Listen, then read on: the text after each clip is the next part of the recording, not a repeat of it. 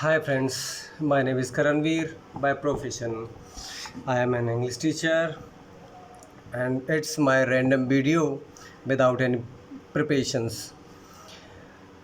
तो कुछ फ्रेंड्स की रिक्वेस्ट पे, कुछ अपने साथ के स्टूडेंट्स की रिक्वेस्ट पे ये वीडियो मैं बना रहा हूँ and it's my first video और आई थिंक ये अच्छा रहेगा। टॉपिक जो है वो है figures of speech. Figures of speech first of all जानना पड़ेगा क्या होता है। जिस तरह से एक वुमन की ब्यूटी के लिए ऑर्नामेंट्स अट्रैक्शन बढ़ा देते हैं, सेम उसी तरह पोइट्री और प्रोज सेक्शन के अंदर फिगर्स ऑफ स्पीच अट्रैक्शन को बढ़ा देते हैं, उसको और भी चार्मिंग बना देते हैं और उसका इफ़ेक्ट ज़्यादा बढ़ा देते हैं। तो हाल ही के कुछ एक टेस्ट के अंदर कुछ क्वेश्चंस आए थे, तो उनमें 3 फिगर्स की बात हुई है। First of all hyperbole, next metaphor, third simile. थोड़ा सा ओवरव्यू देते हैं। हाइपरबोल क्या है? What is hyperbole? Hyperbole is an exaggerated statement, यानी कि हाइपरबोल जो है एक बढ़ा चढ़ा करके बताया गया कथन होता है जो कि फैक्ट्स पे आधारित नहीं होता, लॉजिकल नहीं होता। दूसरा है मेटाफर और सिमिली। इन दोनों को हम साथ साथ करेंगे क्योंकि इनमें बहुत ही माइन्यूर डिफरेंस है। मेटाफर और सिमिली ये कंपैरिजन करते हैं, लेकिन कंपैरिजन इक्वल एंटिटीज़ में नहीं होता है, यानी कि जिनके बीच कंपैरिजन किया जा रहा है वो इक्वल नहीं होते, वो अलग अलग प्रकार के होते हैं। मेटाफर और सिमिली में डिफरेंस सिर्फ इतना सा है कि सिमिली के अंदर कंजक्शंस जैसे एज, लाइक, जस्ट एज ये यूज़ में होते हैं, लेकिन मेटाफर डायरेक्ट कंपैरिजन होता है without using any as, like or any other conjunctions. The first example is a lovely flower on earth was never shown. कि एक प्यारा फूल इस धरती पर, इस अर्थ पर कभी भी नहीं बोया गया।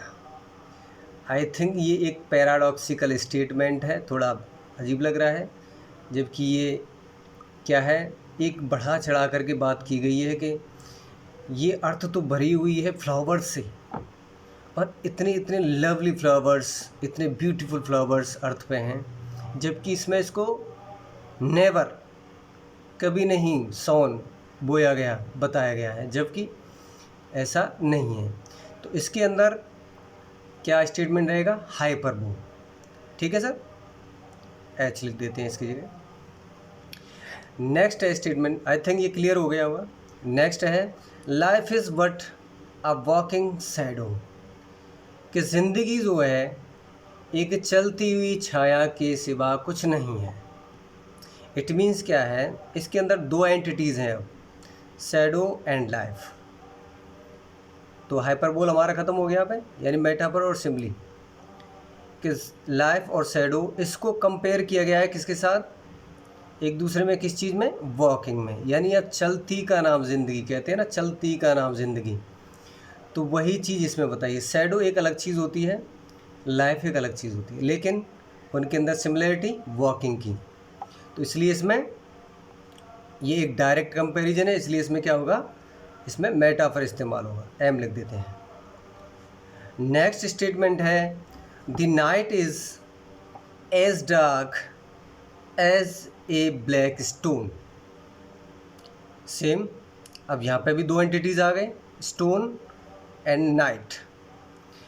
दोनों का कंपैरिजन, दोनों डिफरेंट एंटिटीज़ हैं। स्टोन एक नॉन लिविंग थिंग है और नाइट एक टाइम है।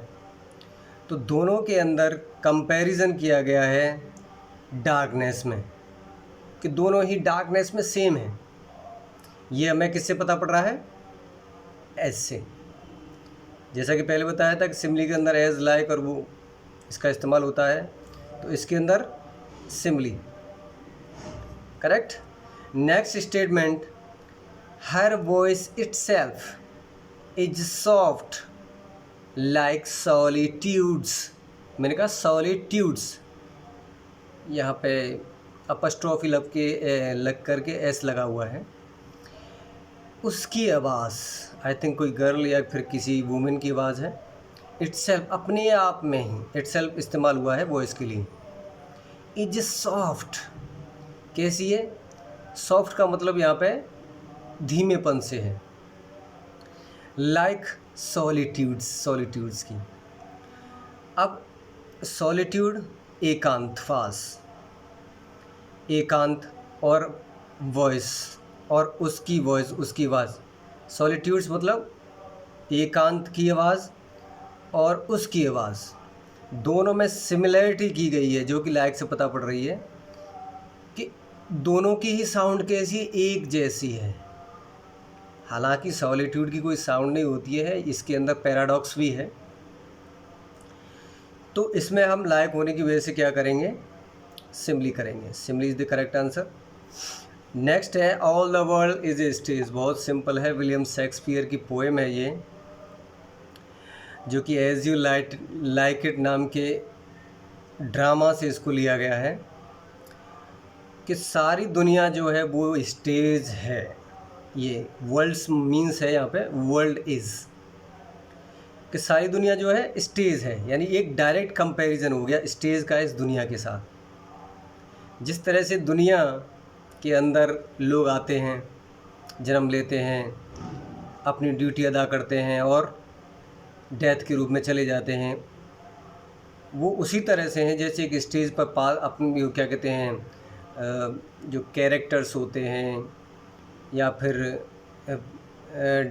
ड्रामेटिक्स होते हैं, वो अपने ड्रामास को रिप्रेजेंट करते हैं और अपने रोल को अदा करके यहाँ से चले जाते हैं। तो एक डायरेक्ट कंपैरिजन होने की वजह से ये क्या है, इसके अंदर metaphor. Next, as many farewells as there be stars in haven.